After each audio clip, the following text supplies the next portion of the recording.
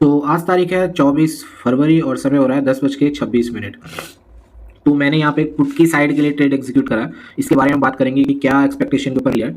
मेरी एक्सपेक्टेशन कुछ इस तरीके की है कि प्राइस को नीचे आना चाहिए, नीचे 40,000 का ब्रेक डाउन होना चाहिए, और अगर ऊपर जाना है रियलिटी में तो 40,000 का ब्रेक डाउन करने के बाद, सस्टेन करने के बाद सेकंड हाफ में उसे ऊपर की तरफ जाना चाहिए। इस तरीके का मुझे लगता है कि होगा। और इसके पीछे का लॉजिक ये है कि यहाँ पे अगर आप 40,200 का ओआईएस देखोगे, ओआईएस पे नजर रखना, तो यहाँ पे ओआईएस तुम्हारे काफ़ी ज़्यादा हो रखे हैं ऊपर के साइड्स पे। 40,200, 40,300, ये काफ़ी ज़्यादा ओआईएस बढ़ रखे हैं। और वही दूसरी तरफ नीचे की साइड तुम्हारा जो 40,000 का लेवल है, ओनली उस पे ही थोड़े बहुत ओआईएस बने हुए हैं। बाकी 40,100 पे बराबर हो रखा है दोनों में। बाकी 40,200, 40,300, 40,400 पे कॉल की साइड ओआईएस है। यानी कि ऊपर की साइड ओआईएस बन रखे हैं। यानी ओवरऑल अभी प्राइस जो है वो रेजिस्टेंस पे है, ना कि सपोर्ट पे। तो ओवरऑल प्राइस रेजिस्टेंस पे।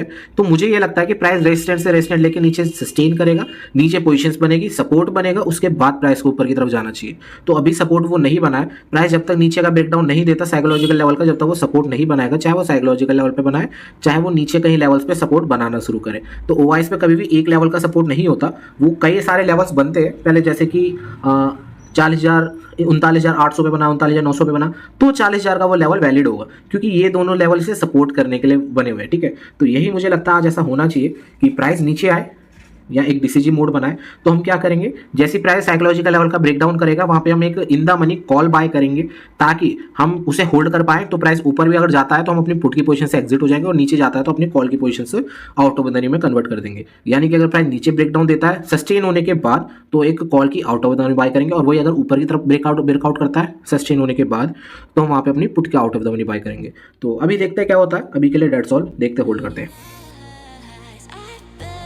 You just wanna lose your mind. I know you hurt.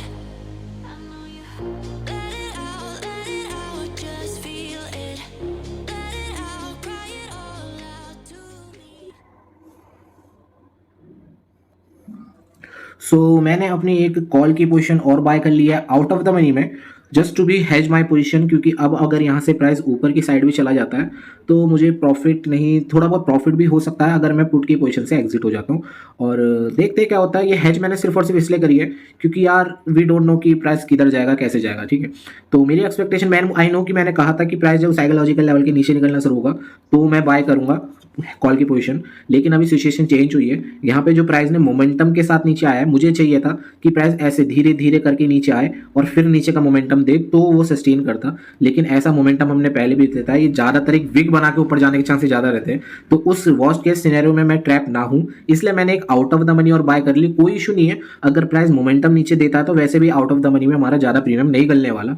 तो अभी होल्ड करते हैं, देखते हैं प्राइस कहाँ तक जाता है। अपनी पुट जैसे जैसे प्राइस नीचे जाएगा अपनी वो इन द मनी बनती चली जाएगी, तो ऑटोमेटिकली हमारा प्रॉफिट ज़्यादा ही होगा। और कॉल की पोजीशन हमारी नीचे जाते जाते आउट ऑफ द मनी बन जाएगी, तो उसमें लॉस हमारा कम होगा। और वही अगर प्राइस यहाँ से एकदम ऊपर का मोमेंटम दे देता है, तो हम अपना 40,200 के पास जैसे ही आएगा तो हम यहाँ से एग्जिट हो जाएंगे दोनों पोजीशन से, कॉल की भी और पुट की भी। क्योंकि अब प्राइस का लॉजिक नहीं बनता प्राइस का एकदम ऊपर जाना, और ट्रेंड मार्केट वो बनेगा नहीं। फिर प्राइस के साइडवेज होने के चांसेस ज़्यादा है, क्योंकि ऊपर सारे के सारे रेजिस्टेंट लेवल है, नीचे सपोर्ट बनानी है, तो ट्रेंड मार्केट बनने का मतलब ही नहीं बनता। और यहाँ से अगर प्राइस ऊपर जाता है, यानी कि बायर्स नीचे निकलने नहीं दे रहे, और जब तक प्राइस नीचे नहीं जाएगा वो ऊपर का ट्रेंड मार्केट नहीं बनाएगा। तो अगर यहाँ से ऊपर जाता है तो अपनी दोनों पोजीशन से एग्जिट होंगे, ब्रेक इवन या प्रॉफिट जो भी होगा उस पर निकल जाएंगे। तो बाकी देखते क्या होता है। अभी के लिए डेट्स ऑल।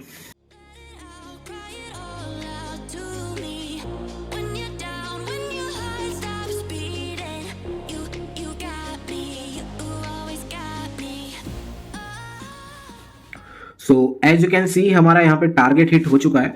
तो हम अपने प्लान के साथ स्टिक रहेंगे। हम ये एक्सपेक्टेशन रखेंगे कि प्राइस यहाँ पे नीचे सस्टेन करके ऊपर का एक ट्रेंड मार्केट भी बना सकता है, और नीचे सस्टेन करके नीचे का ट्रेंड मार्केट भी बना सकता है, नीचे का और मोमेंटम भी दे सकता है।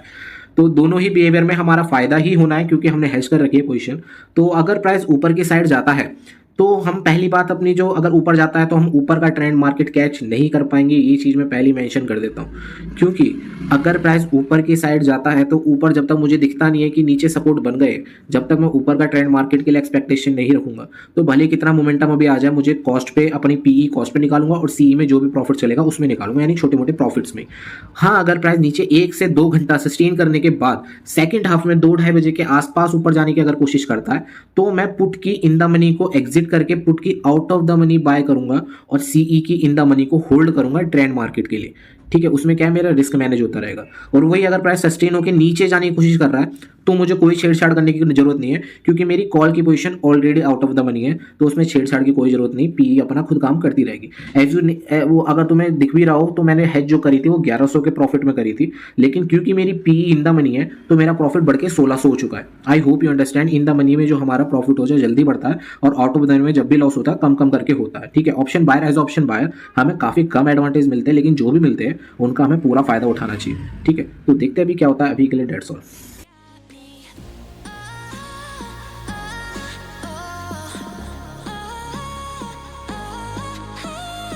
Lose you forever, chase away all of your bad dreams. You got me, you always got me. Just feel it. Let it all cry all out to me. When you're down, when your heart stops beating.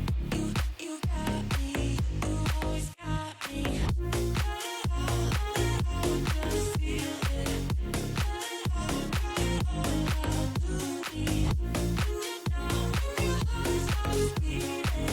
You got me, you always got me. I know you're scared, you wanna hide away sometimes. I know you hurt from everyone. तो यार I have made a decision कि मैं अब यहाँ पर देखो 2 घंटे से ज़्यादा हमें होल्ड करते हो गया और हमारा प्रीमियम काफ़ी ज़्यादा गल चुका है।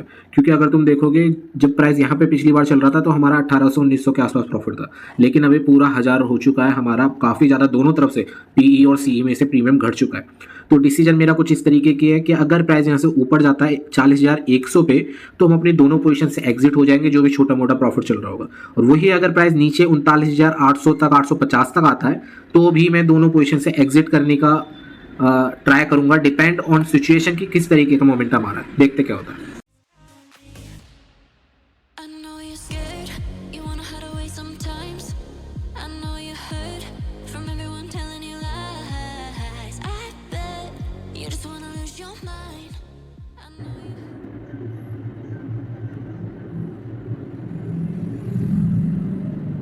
सो फाइनली मैं अपनी पोजीशन से एग्जिट हो चुका हूँ। मेरा जो प्रॉफिट है वो 1000 के आसपास हुआ है।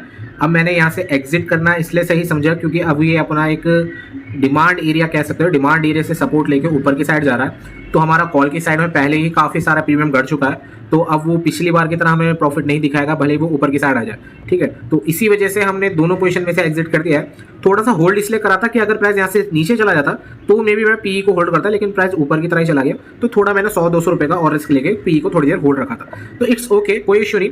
अब देखो यार, काफ़ी लोग इसमें ना मुझसे ये बोलेंगे कि ये सोचेंगे एटलीस्ट कि जब प्राइस तुम्हारा टारगेट हिट कर गया था तो तुमने एग्जिट क्यों नहीं करा। देखो यार, हेज पोजीशन इसी ततरीके से काम करती है। देखो यार, हमें क्या है, एज ऑप्शन बायर हमें काफ़ी ज़्यादा रिस्क लेने होते हैं। ठीक है, तो अगर तुम्हें छोटे मोटे एडवांटेजेस के साथ छोटे मोटे प्रॉफिट्स मिल रहे हैं, 40 पॉइंट 50 पॉइंट अगर तुम्हें मिल रहे हैं, तो कंसिस्टेंसी पे ध्यान दो ना, कंपाउंडिंग पे ध्यान दो, जिसके लिए तुम जो चीज़ सुन के तुम इस लाइन में घुसे उस चीज़ पे ध्यान दो। अगर तुम्हें, मैंने यहाँ पे क्या करा था, मैंने जैसे ट्रेड लिया था मेरे में 4 कंडीशन थी। अगर प्राइस इस तरीके से चला जाता है, 1 मिनट, मेरे पे 4 कंडीशन थी यहाँ पे कि अगर प्राइस इस तरीके से चला जाता है तो भी मेरे पे प्लान था, यहां जाके साइडवेज हो जाता है तो भी प्लान था, नीचे चला जाता है तो भी प्लान था, साइडवेज हो जाता तो भी प्लान था। यानी इन चारों कंडीशन में मेरा प्रॉफिट होना गारंटीड था। 100% देता है क्या कोई नहीं देता, लेकिन मेरा गारंटी था 100% की मुझे प्रॉफिट होगा। तो यार ऑप्शन बायर में, लेकिन बस इस 100% के लिए हमें क्या करना था, हमें बस प्रॉफिट छोटा लेना था।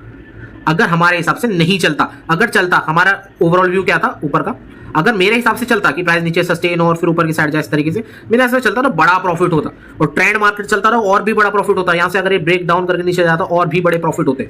तो यार बड़े प्रॉफिट होंगे, लेकिन अगर तुम्हारा जैसे कि मैंने सोचा था 1 या 2 घंटा ज़्यादा वेट करेंगे और 2-2.5 घंटा में वेट कर चुका, तो मेरे हिसाब से नहीं चला, 2.5 घंटा हो गया एटलीस्ट। ठीक है, तो मैंने एग्जिट कर दिया क्योंकि एज ऑप्शन बायर में डिसएडवांटेज भी होता है हमारा प्रीमियम डीके का, तो वो काफ़ी ज़्यादा हो गया था, तो मैंने ज़्यादा रिस्क नहीं लिया। ठीक है, लेकिन अगर मुद्दा ये है कि हेजिंग में अगर तुम्हें इतनी सारी प्रोबेबिलिटी मिल रही है कि तुम इस प्रोबेबिलिटी में सर्वाइव कर लोगे, तो इस तरीके से क्यों ना खेले, है ना। और वही तुम अगर वन साइडेड ले लो, सपोज करो तुमने यहाँ पे पुट बाय करके छोड़ दिया होता, तो यार जैसी प्राइस यहाँ है ना, तुम्हारी हालत खराब हो जाती। फिर यहाँ से विक बनाए ना, हालत खराब हो जाती। फिर नीचे आए यहाँ पे तुम्हारा डरने लग जाते कि ये वाली कैंडल बन चुकी है, ये कैंडल बन चुकी है, क्या करूँ। तुम फैसले नहीं ले पाते और वही स्ट्रेस का कारण बनता है। तो यार ये जो हमारी पोजीशंस होती है, जो मैं मैनेज करता हूँ, इसका मेन जो प्राइमरी गोल होता है वो है स्ट्रेस फ्री होना।